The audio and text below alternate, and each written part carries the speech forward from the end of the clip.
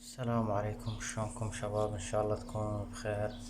اليوم راح اعلمكم شلون تعرفون الذكر من الانثى في الحمام الملكي او ما يسمى باليمام الماسي. طبعا شباب، يعني سن البلوغ لدى الفراخ 3 اشهر. الفحل يصير هاي الحلقة داير ما يدور عينه تصير حمرة قوية، حمرة حيل. اما النتيجة تصير حمرة فاتحة، يعني احمر، لونها احمر فاتح. الفحل مثل ما قلت لكم تصير احمر غامق وشوية كثيفة هاي الحلقة حول عينه. واكو بعض المربين يميزونهن يعني من خلال الرؤوس، بس ما اعرف هاي الطريقة. رمضان كريم علينا وعليكم، وان شاء الله بالامن والامان.